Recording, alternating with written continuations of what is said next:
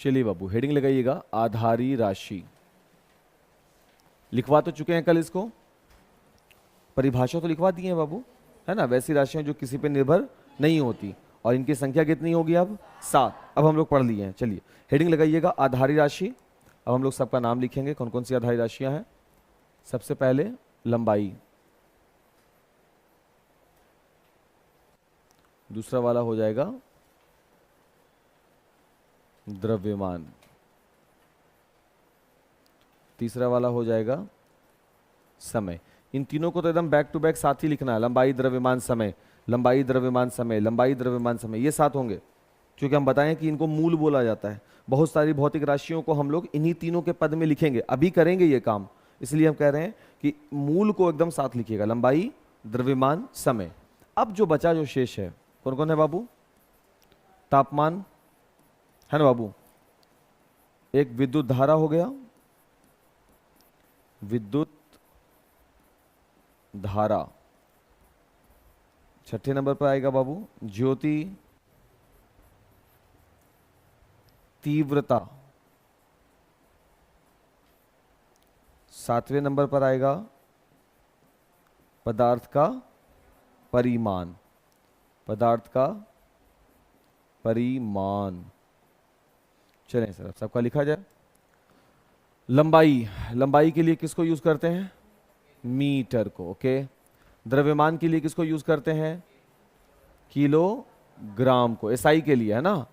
अच्छा, समय के लिए सेकंड को यूज करते हैं। तापमान के लिए केल्विन को यूज करते हैं। विद्युत धारा के लिए बाबू एम्पियर को यूज करते हैं। ज्योति तीव्रता के लिए कैंडेला को यूज करते हैं। और पदार्थ का परिमाण मोल का इस्तेमाल करते हैं। अब सबका संकेत लिखना है।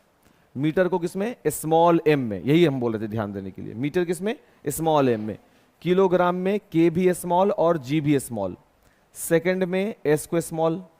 केल्विन में के जो होगा वो, इसलिए देखो बड़ा जैसा लिख दिया। एम्पियर में ए जो होगा वो, जबकि पिछले पेज में हम देखा एम्पियर में स्मॉल ए के रूप में सूचित किया जा रहा था। हम लोग जब पढ़ेंगे, जब किसी चीज का मात्रक ढूंढेंगे, लिखेंगे, तो वहां हम कैपिटल ए लिखेंगे, क्योंकि हम आधारी पढ़ चुके हैं। ठीक। इसके बाद बाबू कैंडेला है, सी भी स्मॉल में होगा और डी भी स्मॉल में। मोल में MOL पदार्थ का परिमाण, ये भी स्मॉल में लिखाएगा। हो गया यहां तक बात? ये हो गया कौन सा? आधारी। संपूरक मात्रक पे आ जाओ बाबू।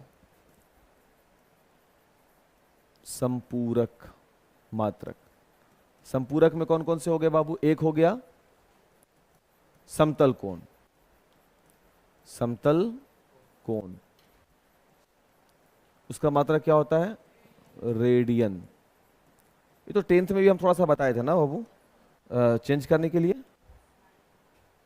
9th में बताए थे। अच्छी बात है। रेडियन को हम लोग ना शॉर्ट में RAD लिखेंगे, ठीक है। और एक होता है बाबू घन कोण। हाँ, हड़बड़ाना नहीं है, हम लिखने का टाइम देंगे बाबू। घन कोण वो होता है बाबू एस्टे रेडियन। इसको किससे सूचित करेंगे? एस।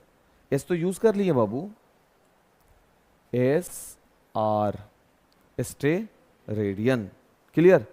एस रहेगा तो एस सेकंड से हो जाएगा ना, इसलिए इसको कुछ नया देना चाहिए। तो वो क्या है? स्मॉल एस स्मॉल आर, एस्टे रेडियन। हम ऐसे चेक कर लेंगे अभी। हो गया? आप नोट कर सकते हैं ना। तो हेडिंग लगाएंगे पहले आधारी राशि, और इसको पूरा नोट करेंगे, फिर संपूरक मात्रक के रूप में इसको नोट कर लेंगे। चलिए सर काम पे लगिए तो इसको। चलिए हेडिंग लगाएंगे अगला व्युत्पन्न। आधारी तो समझ में आ गया।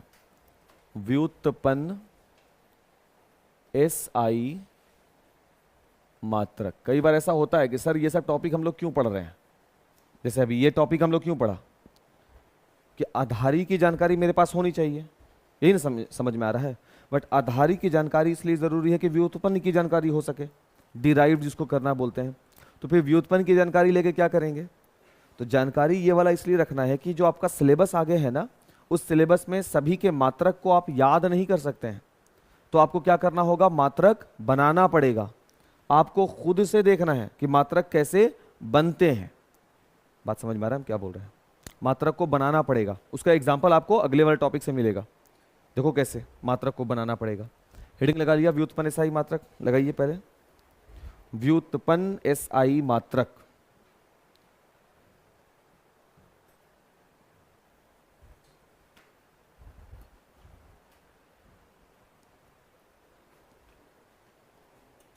हाँ वो उस व्युत्पन्न में हम सबसे पहले देखो किसका एसआई मात्रक निकालेंगे, वेग। अब वेग जो है बाबू वो एक ऐसी राशि है जो आधारी तो है नहीं। अब सर आपको कैसे मालूम कि ये आधारी नहीं है? तो वेग का परिभाषा देखो क्या बोलता है। वेग क्या होता है? जैसे जो चाल होता है, स्थान परिवर्तन है, उसकी समय दर लेकिन निश्चित दिशा के साथ हो। चाल बराबर क्या होता है बाबू? दूरी बटा समय होता है ना।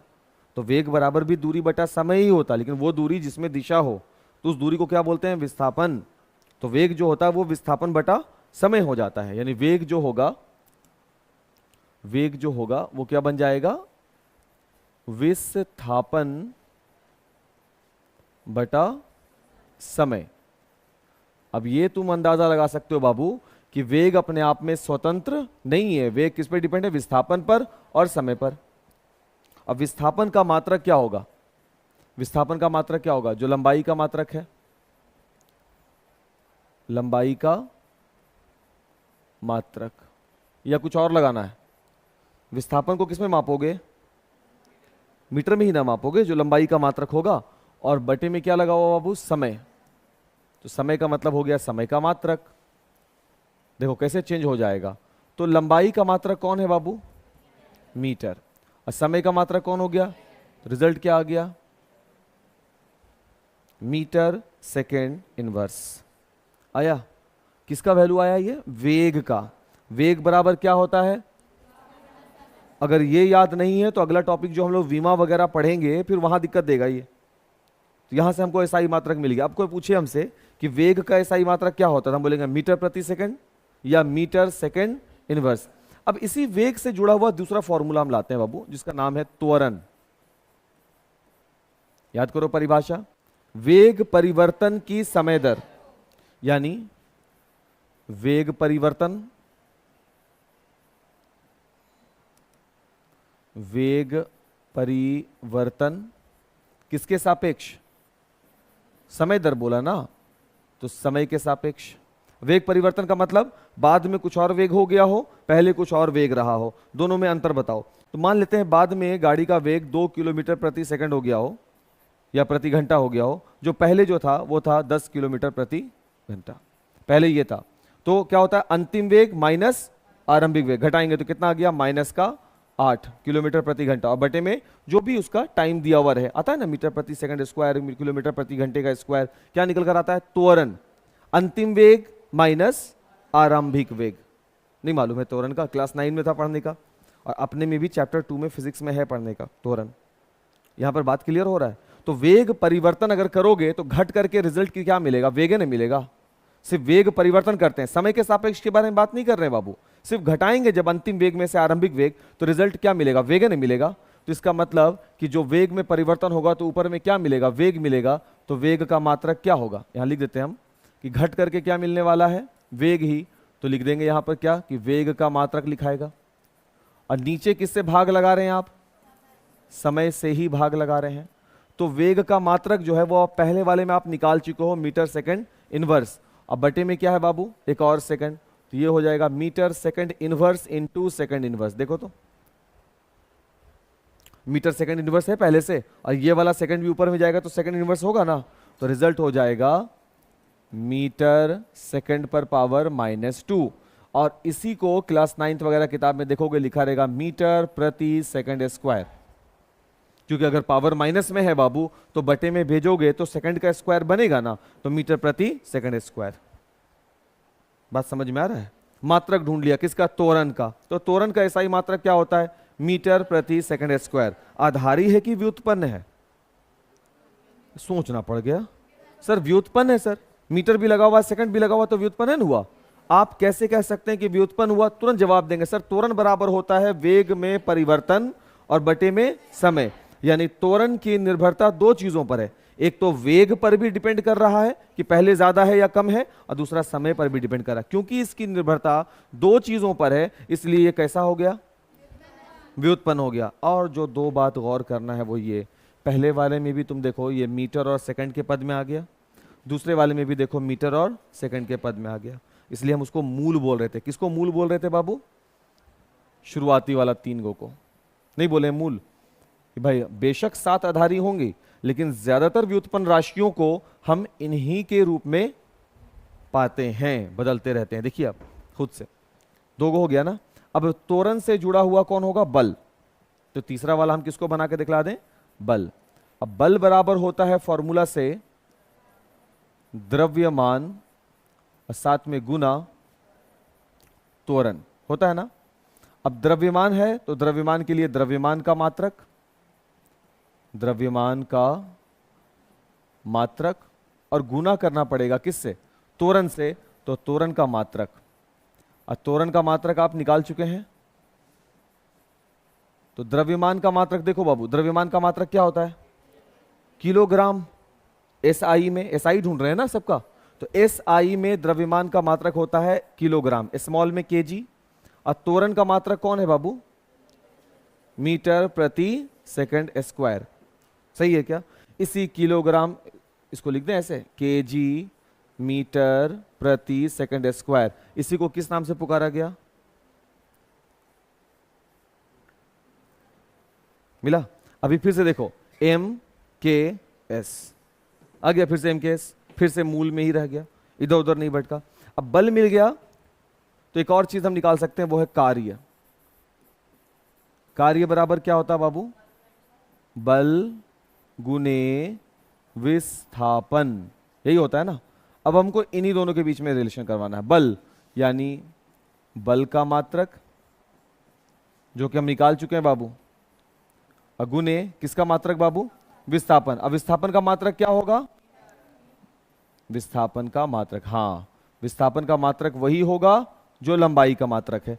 तो और बल का मात्रक वो देखो अभी निकाले हैं, किलोग्राम मीटर सेकंड पे पावर -2 इनटू विस्थापन का मात्रक मीटर, तो ये निकल गया किलोग्राम मीटर पर पावर 2 सेकंड पर पावर -2। किसका मात्रक निकला? कार्य का। और इसी को हम किस नाम से पुकारते हैं? Joule, JOULE। आया बात समझ में? अब हम हर बार कार्य का हमसे तुम एसआई मात्रक पूछोगे, हमको ये याद शायद नहीं रहे, तो याद नहीं रहेगा तो हम क्लास 11 में पहुंच करके एसआई मात्रक याद नहीं तो चुप से बैठे रहेंगे या कॉपी को ब्लैंक छोड़ देंगे। 11th क्लास में हम पहले ही चैप्टर के दूसरे दिन के लेक्चर में सीख रहे हैं। क्या सीख रहे हैं भाई? कि किस प्रकार से व्युत्पन्न राशियों के मात्रक को बनाया जा सकता है, और हम बनाए हैं ना अपने से। तो हमको फॉर्मूला मालूम होना चाहिए, कार्य बराबर बल गुने विस्थापन। तो क्या बल का मात्रक आपको मालूम है? नहीं मालूम है। बल बराबर द्रव्यमान गुने त्वरण। क्या त्वरण का मात्रक मालूम है? नहीं मालूम है। चलो त्वरण का मात्रक निकालो। त्वरण बराबर क्या होता है? वेग परिवर्तन की दर अपॉन समय। क्या वेग का मात्रक आपको मालूम है? नहीं मालूम है। चलो वेग निकालो। वेग बराबर क्या होगा? दूरी बटा समय, यानी विस्थापन बटा समय। और विस्थापन आधारी में चले गए, समय आधारी में चले गए। आधारी तो 7 गो याद होगा, उसका भी नहीं याद है तो किताब पैक करो, सर पे रखो, चल दो। अरे और क्या, अब आप आईएससी करने के लिए आए हैं और आपको आधारी भी नहीं मालूम है। यहां से पीछे होते होते आधारी में पहुंच गए बाबू, यहां आ गए। अब बोलोगे नहीं सर वो भी याद नहीं है। अरे जो लंबाई है, हाँ तो फिर अब क्या करें? जो लंबाई है बाबू वही ना विस्थापन के लिए बात करेगा। अब कल को लंबाई के जगह पे बाबू दूरी आ जाए, तो दूरी के लिए कौन सा यूज करोगे? दूरी भी तो लंबाई है, उसके लिए भी किसका यूज करेंगे? एम यानी मीटर का। ताप के लिए यूज हमेशा केल्विन का करना है, समझ गए ना। एंगल के लिए यूज हमेशा रेडियन का होगा, इसलिए अपना क्वेश्चन भी रेडियन में ही दिया हुआ होता है। ठीक, चलो इसको नोट करो तो, और नोट करने के दौरान सवाल रहे तो कीजिए, देखते हैं कि कितना समझे हैं। एक वो बना लीजिएगा अपने से बाबू। नंबर 5 में कर देते हैं शक्ति। शक्ति बराबर क्या होता है? कार्य अपॉन समय। चलो इसका ऐसा ही मात्रक निकाल लीजिएगा लास्ट में।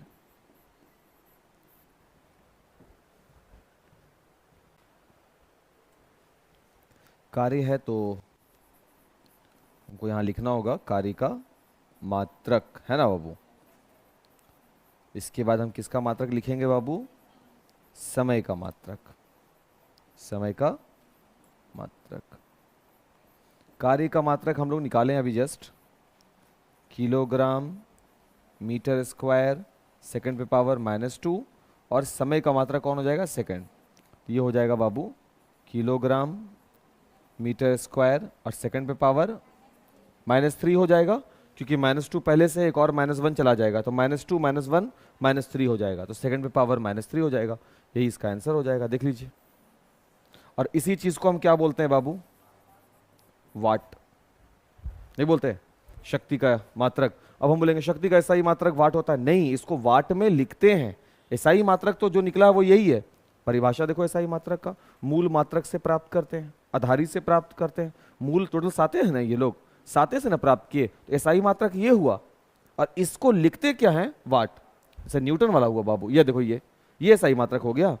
तो लिखने में हम लोग बोलते ना, पढ़ते पढ़ते वो हो गया आदत, ऐसा हो गया कि बल का एसआई मात्रक न्यूटन बोलने लगे। एक्चुअल में ये न्यूटन प्राप्त किसके वजह से है, केजी मीटर सेकंड पे पावर -2, और ये प्राप्त हुआ है आधारी की वजह से। एसआई मात्रक जिसे लिखते हैं किसमें, न्यूटन में, और इसी को हम लोग बोलने लग जाते हैं फिर। इसलिए हम लोग पढ़ते भी हैं कई बार कि 1 न्यूटन किसके बराबर होता है, पढ़ते हैं ना। विद्युत धारा चैप्टर जब पढ़िएगा 12th वगैरह में, तो वहां वोल्ट वर्ड बोलेगा, 1 वोल्ट या 1 फैरेड। परिभाषित करो इन सब शब्दावलियों को। 1 वोल्ट क्या है, 1 जूल किसे कहते हैं, अभी जूल आया ना, कहाँ गया, कार्य वाले में आया होगा, या जूल। 1 जूल बराबर क्या होता है, तो उसको परिभाषित कीजिए। 1 ओम क्लास 10 में याद है, तो फिर 1 वोल्ट भी तो शायद था, क्या बाबू। हाँ, तो फिर ये जो चीज हम लोगों को मिला, ये रिजल्ट जो आ रहा है हम लोगों को, ये रिजल्ट हम लोगों को इसी आधारी और उसके व्युत्पन्न की वजह से प्राप्त होता है, ठीक। और अभी ये जो तरीका हम यहाँ 5 को इसलिए सिर्फ बताए कि फिर अभी हम लोग जब डायमेंशन करेंगे ना, वीमा पढ़ेंगे, तो वीमा में फिर से हमको ये सब ढेर सारा पढ़ना है, बहुत सारा, ठीक है। अब देखिए वीमा क्या होता है, हेडिंग लगाएंगे, डायमेंशंस, विमाएं, डायमेंशंस, विमाएं।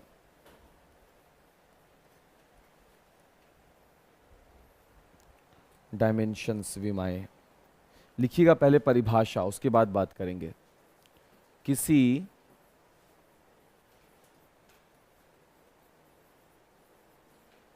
भौतिक राशि का मात्रक ज्ञात करने के लिए, मात्रक ज्ञात करने के लिए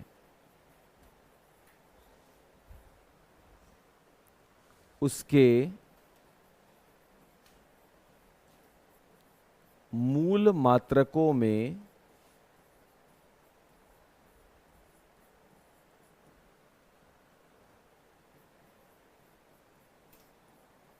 लगाए जाने वाले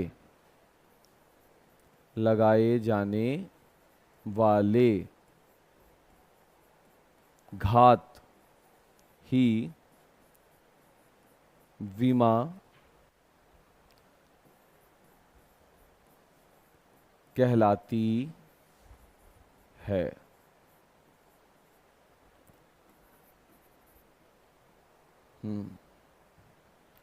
मूल मात्रकों में लगाए जाने वाला घात, घात को ही क्या बोल रहे हैं, वीमा बोलते हैं।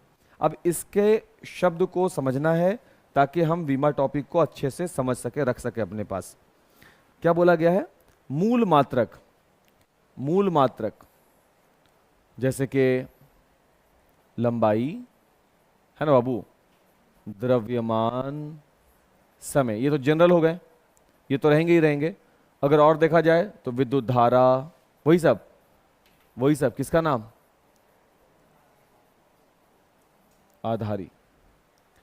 बेसिकली लंबाई, द्रव्यमान और समय, बेसिक तो यही 3 को होते हैं, वैसे तो 7 हैं, क्लियर। अब उन 7 को अगर हम ध्यान से देखें, यहां लिख देते हैं दोबारा से, उसमें मूल मात्रकों पर घात लगाना है। अब मूल मात्रक पे घात लगाए थे, जैसे हम वेग बोला था बाबू, तो वेग बराबर हम क्या निकाला था, विस्थापन बटा समय, ध्यान है अभी, विस्थापन अपॉन समय।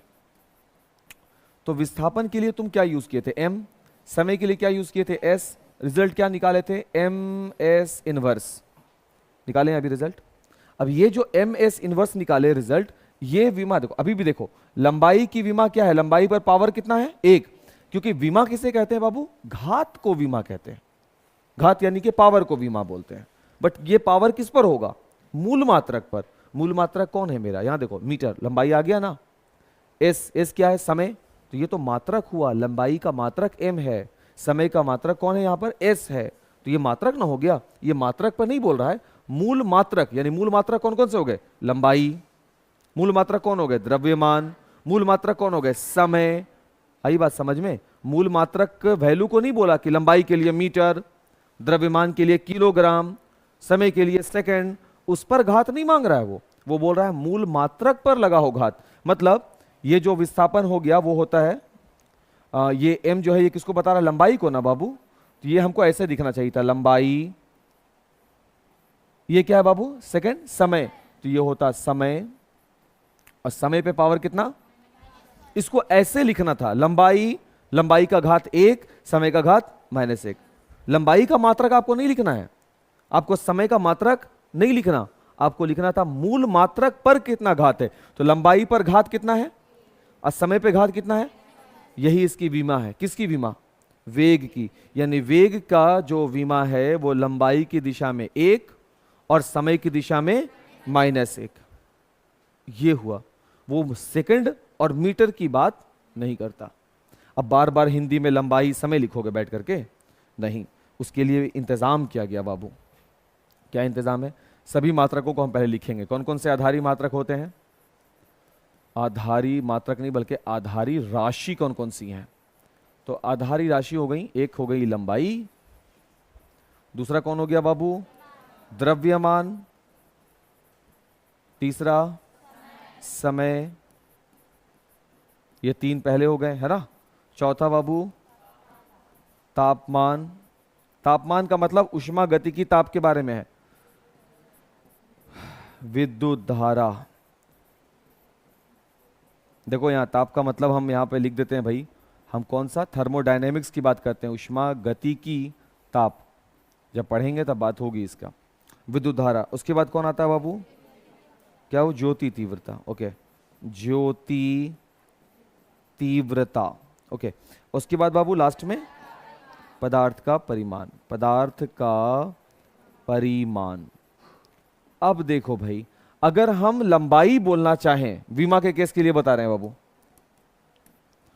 अगर हम लंबाई बोलना चाहते हैं तो हमको क्या बोलना है, कैपिटल एल। अगर हम द्रव्यमान बोलना चाहते हैं तो हमको बोलना पड़ेगा कैपिटल एम, देखो कैपिटल है ना, द्रव्यमान के लिए कैपिटल एम। समय बोलना चाहेंगे तो हमको क्या बोलना पड़ेगा, कैपिटल टी, सही है। अगर हम उष्मागतिकी ताप बोलना चाहेंगे बाबू तो इसको हम के भी बोल सकते हैं, और एक और आता है हमको भी ध्यान नहीं है, बट इसको दो चीज से सूचित कर सकते हैं। विद्युत धारा बोलेंगे बाबू तो विद्युत धारा के लिए हम लोग एम्पियर ए भी लगा सकते हैं, और नहीं तो कैपिटल आई भी लिख सकते हैं। ज्योति तीव्रता कैंडेला, तो उसके लिए स्मॉल सी लिख सकते हैं।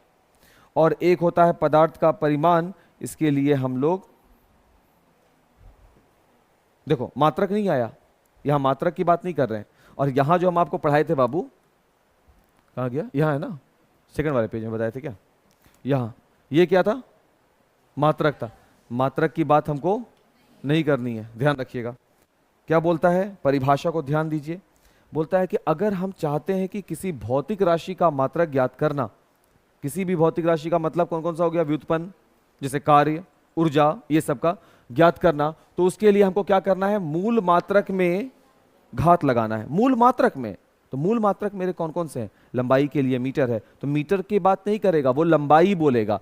अब अगर हम इसको देखें ध्यान से, इसके नियम को देखें, तो अगर हमको विस्थापन देखना है बाबू, वेग देखना है बाबू, तो वेग बराबर क्या होता है, विस्थापन बटा समय। अब विस्थापन के लिए आप क्या चाहिएगा बाबू, लंबाई लीजिएगा ना, तो विस्थापन के लिए आप लीजिएगा लंबाई। समय के लिए क्या लीजिएगा बाबू, टी, और रिजल्ट क्या देगा बाबू, एल टी -1। लंबाई की दिशा में +1 1 और समय की दिशा में -1, सही है।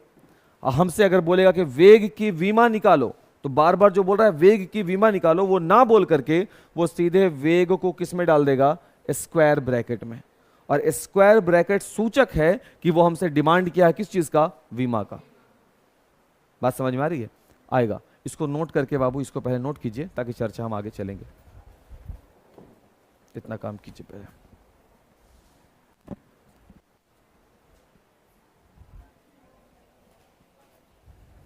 यहां तक बात को समझा जाए भाई। और तो हमको ये जानकारी मिला कि अगर हम मात्रक ढूंढना चाहते हैं, ध्यान देंगे, मात्रक ढूंढना चाहते हैं तो हमको सबसे पहले क्या करना होगा, किसी भी राशि का विमा निकाल लेना होगा।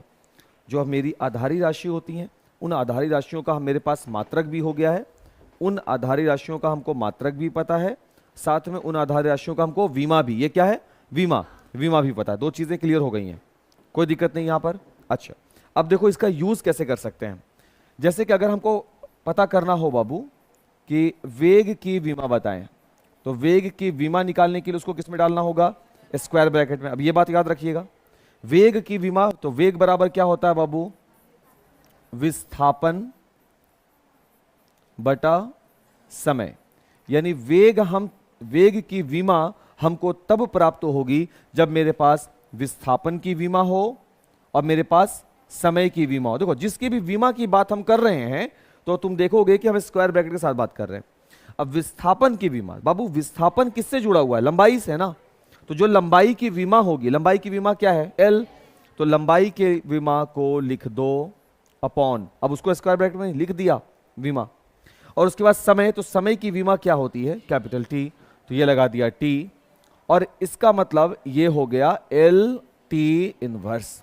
अब इससे मात्रा कैसे पता कर दिया कि लंबाई के दिशा में एक हुआ ना, और समय की दिशा में -1, तो लंबाई की दिशा में चलेंगे तो वो होगा m, और समय के लिए -1, तो समय के लिए कौन होता है, यही होगा ना। तो रिजल्ट कितना आ गया, एल टी इनवर्स।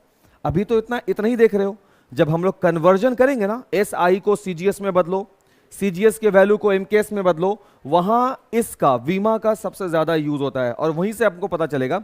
कई बार टॉपिक हम इसलिए भी याद नहीं रख पाते क्योंकि हमको उसका एप्लीकेशन नहीं पता होता है। तो अभी हम क्या कर रहे हैं, अभी हम विमा सीख रहे हैं, और जब हम चैप्टर के एंड होते होते जब दोनों के बीच में रिलेशन देखेंगे ना, कि सीजीएस मात्रक के वैल्यू को, अब सीजीएस में लंबाई सेंटीमीटर में होता है, और एमकेएस में या फिर एसआई में लंबाई किस में होता है, मीटर में। अब 15 मीटर अगर कोई वैल्यू हो, उसको हम सीजीएस में लिखना चाहें तो मीटर को सेंटीमीटर में बदलेंगे ना, तो वहां 1500 सेंटीमीटर लिखना पड़ेगा। ये फायदा हमको कौन दिलाएगा, ये विमा। इसलिए विमा पढ़ना हम लोगों को जरूरी है, एक एक वैल्यू को जानना जरूरी है कि किस तरीके से हर एक चीज का बीमा निकलता है। तो वेग की बीमा क्या निकल गई, एल टी -1, ना कि L T inverse, L T -1। अब दूसरा, वेग के साथ कौन जुड़ा हुआ बताए थे बाबू, त्वरण बताए थे ना, अभी थोड़ी देर पहले ही तो बताए थे। तो दूसरा वाला किसको निकालेंगे बाबू, त्वरण को। देखो यहां लिख दिया त्वरण, और त्वरण के साथ स्क्वायर ब्रैकेट लगा दिया, क्या हो गया ये, त्वरण की विमा। और त्वरण बराबर क्या होता है बाबू, वेग परिवर्तन ना। तो वेग परिवर्तन का मतलब है वेग का ही विमा लिखना पड़ेगा, अब बटे समय, तो समय की विमा। फॉर्मूला मालूम होना चाहिए बाबू। अब वेग में परिवर्तन करेंगे तो वेग की विमा क्या होती है, एल टी -1 अपॉन समय, समय की विमा टी, क्या निकल गया, एल टी -2। देखा। अब त्वरण मिलने के बाद हम किसकी विमा निकाले थे, बल, तो लिख दें यहां पे ऐसे, बल को किस में डाल देंगे बाबू, स्क्वायर ब्रैकेट में। बल बराबर क्या होता है, द्रव्यमान, तो मतलब द्रव्यमान की विमा गुने त्वरण, तो लिख देंगे त्वरण और स्क्वायर ब्रैकेट त्वरण की विमा। अब बताइए द्रव्यमान की विमा क्या होगी, कैपिटल एम, और त्वरण की विमा क्या है। अब अगली बार से आपको याद रखना पड़ेगा कि वेग की विमा क्या होती है, एल टी -1, आपको याद रखना है इसको। बल की विमा क्या होती है, MLT -2, याद रखना है आपको। बल के बाद क्या बताए थे बाबू, कार्य बताए थे, है ना। कार्य बताए थे, तो अब हो गया कार्य की विमा, कार्य बराबर बल गुने विस्थापन, यही होगा ना। तो बल की विमा क्या निकली, mlt-2, और विस्थापन, विस्थापन के लिए क्या है विमा भाई, कहाँ गया, यहाँ है ना, यहाँ एल होगा सिर्फ, सॉरी हम भी बौक रहे हैं, ml2t-, यही होगा। किसका वैल्यू निकल गया, कार्य, कार्य निकाले थे तो फिर किसको निकाले थे, शक्ति को, W/T। तो फिर शक्ति के लिए अगर जगह यहां कर देते हैं बाबू, 5वां नंबर पे कौन हो जाएगा, शक्ति। शक्ति की विमा इज इक्वल कार्य की विमा W/T, T यानी के समय, समय की विमा। कार्य की विमा क्या निकली बाबू, ml2t-2/T, रिजल्ट आ गया ml2t-3। अभी निकल गया ये वैल्यू, अभी विमा निकाल रहे हैं।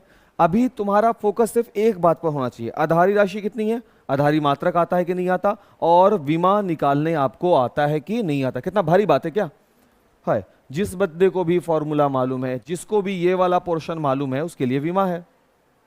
जिसको ये मालूम होगा बाबू उसके लिए विमा है ना। देखो याद आया, उष्मा गतिकी ताप को के या एच, हेनरी एच के नाम से ही बोलते हैं, तो इसको के या एच कर लो, के या एच।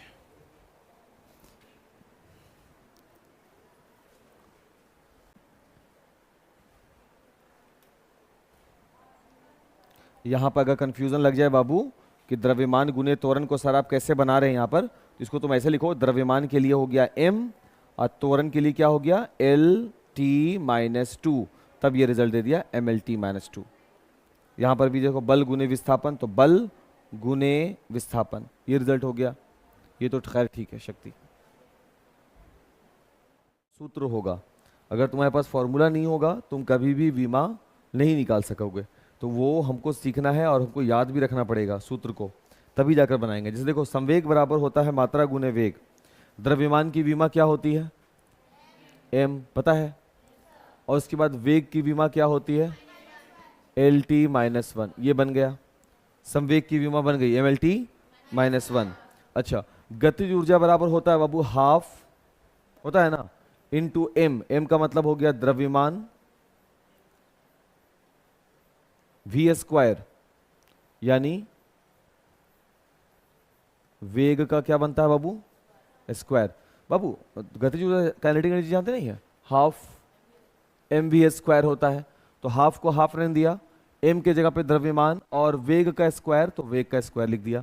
अब हाफ तो भाई कांस्टेंट, उसको हटाओ, हमको तो मात्रक के बारे में ना देखना है, तो द्रव्यमान की जगह पे क्या लगा देंगे m। अब वेग जो होता है बाबू वो Lt-1 होता है, और उस Lt-1 पर क्या लगा हुआ होगा, स्क्वायर, वेग का स्क्वायर बोला ना, तो ये वेग की विमा हो गई, उस पर पावर 2 लगा दिया, और इसका मतलब देखो क्या बन जाएगा, m के बिहाफ में m, l पर पावर 2 और t पर पावर, देखो किसी भी संख्या पे पावर m पर पावर n हो तो mn गुना हो जाता है, तो t पे पावर क्या बन जाएगा -2, ml2t-2। किसकी विमा निकल गई, कल ऊर्जा निकाले थे क्या, कार्य की विमा निकाले थे। देखो तो कार्य की विमा क्या आती है, यही आती है। अच्छा, मतलब कार्य की विमा जो है ऊर्जा की भी विमा वही आती है।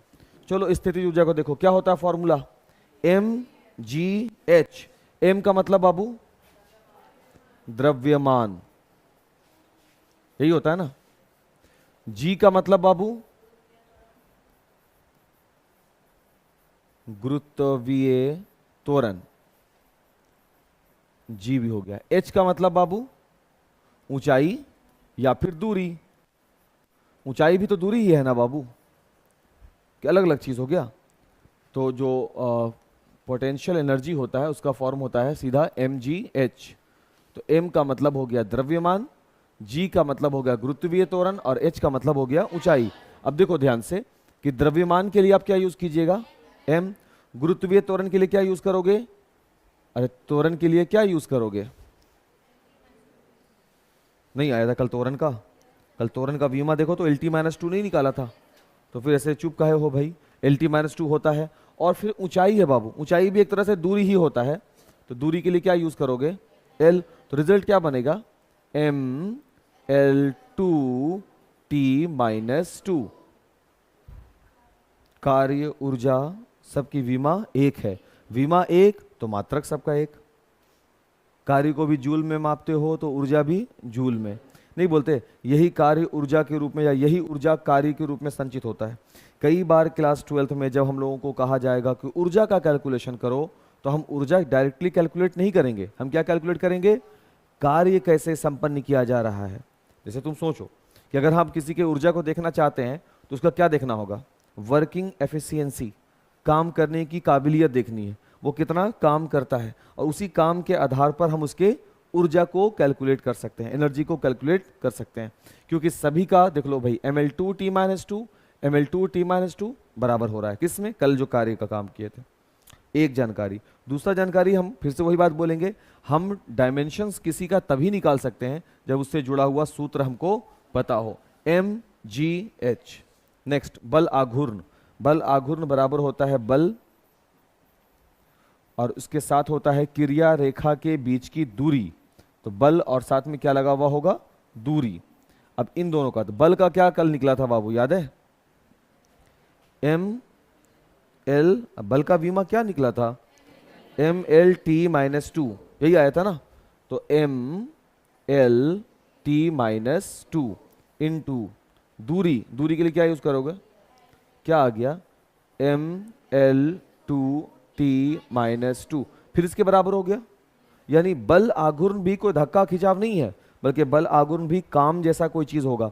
और वही चीज हम लोग क्लास 12 में पढ़ेंगे, एक रॉड हो, इस पर बल आघूर्ण लगेगा, मान लो ये इस दिशा में ऐसे धक्का लगा रहा हो तो इस दिशा में ऊपर से लगेगा और चीजें ऐसे गोल गोल घूमना शुरू कर देगी। ये जो क्रिया है ना वो है बल आघूर्ण। देखे, तो यहां से बल की बात नहीं होगी, बल आघूर्ण भी क्या होगा इसको देख के पता कर लो, ऊर्जा कार्य, यानी उस टॉपिक से जुड़ा हुआ टॉपिक कौन है, बल आघूर्ण, यानी कार्य संपन्न होगा। और कार्य कौन सा, घूमने वाला। आ रहा बात समझ में, एक रॉड है, ये रॉड गोल गोल मूव करना शुरू कर दिया, किस क्रिया के वजह से, बल आघूर्ण के वजह से, बल आघूर्ण। और आप बोलेंगे कि ये सब एक ही है, ये भी कार्य है, ये भी कार्य है, ये भी कार्य है, या ये भी ऊर्जा है, ये भी ऊर्जा है, ये भी ऊर्जा। ऊर्जा और कार्य एक दूसरे के पूरक होते हैं। अगर ये गोल गोल घूमना शुरू किया मतलब ऊर्जा इसमें संचित है। अरे ये बात समझ में, क्योंकि सबके मात्रक क्या होते हैं, एक होते हैं। अभी निकाल लो, निकालो निकालो। दाब बराबर होता है बल बटा क्षेत्रफल। तो दाब की विमा तब निकलेगी जब हमको बल की विमा पता होगी और क्षेत्रफल की विमा पता होगी, तभी ना बन पाएगा। क्या हमको बल की विमा पता है बाबू, M L T minus two upon क्षेत्रफल की विमा क्या होगी, एल स्क्वायर नहीं एल टू। क्यों होगी, क्योंकि लंबाई गुने चौड़ाई, यही होता है ना क्षेत्रफल। तो लंबाई गुने चौड़ाई, तो लंबाई को किस में मापोगे, मीटर में ना, तो है तो लंबाई के लिए ही ना एल। क्षेत्रफल को किस में मापोगे, उसी मीटर में ना, तो लंबाई ये हुआ ना, तो दो को एल हो गया, एल को एल से करेंगे तो क्या मिलेगा, एल टू, तो वो हो गया एल टू। ठीक, तो रिजल्ट क्या आएगा बाबू, ये एल टू ऊपर चला जाएगा, तो M L minus one T minus two, ये आंसर आ गया। किसका है, दाब का। आयतन की विमा क्या होगी बाबू, आयतन की विमा क्या होगी, L3, क्यूब नहीं L3। L3 का मतलब लंबाई गुने चौड़ाई, यही होता है ना। तो इसको लंबाई है, इसको भी L विमा, चौड़ाई जो है ये भी तो लंबाई होती है ना, इसलिए ये भी L, ऊंचाई जो है ये भी तो लंबाई होती है, तो ये भी L, तो 3L है तो L3। विमा के केस में बाबू स्क्वायर, इनवर्स, क्यूब ये सब शब्दावली इस्तेमाल नहीं करते, L minus one, L2, L3 ऐसा बोल रहे होते हैं।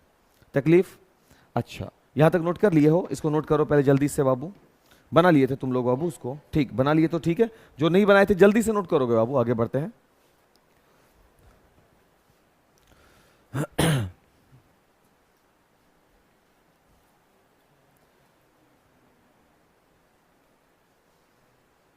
इसमें कहीं पर भी स्मॉल एल या स्मॉल टी नहीं लगाया गया है, मतलब नहीं होता है इसलिए नहीं लगाया गया, ठीक है।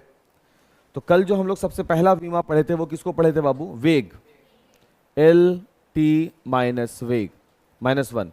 उसके बाद किसको पढ़े थे बाबू? त्वरण, एल टी माइनस टू। तीसरा किसको पढ़े थे बाबू? बल को, बल का हुआ था M L T minus two. उसके बाद चौथा कौन सा था बाबू? कार्य, कार्य बराबर था बल गुने विस्थापन यानी M L two T minus two. फिर संवेग, किसको? शक्ति पढ़े थे, क्या आया था शक्ति का? क्या आया था बाबू?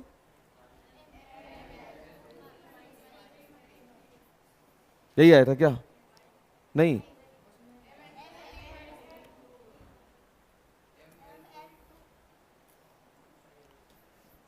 M L two minus three.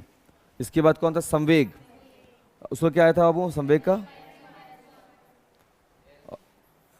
T minus one. इसके बाद बाबू ऊर्जा, ऊर्जा के केस में सबका तो एक ही हो गया, ठीक है। चलो कुछ बात करते हैं अब इस पर। तो बेसिकली बाबू ध्यान दोगे, तीन, वैसे तो सात हैं विमा में, लेकिन फिर भी तीन का, जैसे लंबाई का और सॉरी द्रव्यमान का, लंबाई का और समय का, इन तीनों को साथ लेकर के ही हम लोग पूरा का पूरा डायमेंशंस देखते हैं, बना रहे हैं। 10-11 को बनाए हो अभी, सब में एम एल टी है, कहीं कहीं पर एम गायब है। जैसे तुम वेग में देख रहे हो वहां एम गायब है, तो जहां पर एम गायब है इसका मतलब वहां M zero L T minus one कर सकते हैं। एम जीरो का मतलब 1, तो एम जीरो गायब हो गया। आई बात समझ में? क्योंकि सबको एम एल टी के पद में लिख रहे हैं। अब यहां पे देखो बाबू फिर से एम गायब है, तो ये हो जाएगा M zero L T minus two, बाकी ये तो एम के पद में है। कभी किसी में एल गायब हो जाए तो वो क्या हो जाएगा? एम, एल की जगह पर एल जीरो और फिर टी, जो भी अपना जैसा वैल्यू रहेगा। कोई दिक्कत यहां तक नहीं? बात आगे बढ़े, ठीक। अब इसमें सुधार कर सकते हैं, तो जहां पर वेग लिखे होंगे वहां सुधार करो, और जहां पर त्वरण लिखे हो वहां भी सुधार का मतलब कुछ बातों को और जोड़ लो। तो वेग वाले में ऐसे लिखो और त्वरण वाले में ऐसे लिख दो। एम नहीं है जहां पर, जिस किसी में भी एम नहीं है, जिस किसी में भी एल गायब है, जिस किसी में टी गायब है, वहां ये काम कर दो।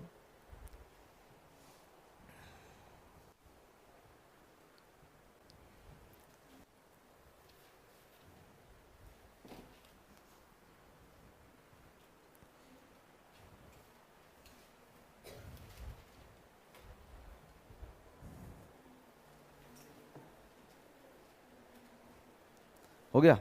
बढ़े आगे। अब आज का टॉपिक देखो बाबू क्या है। ये तो हो गया बीमा का।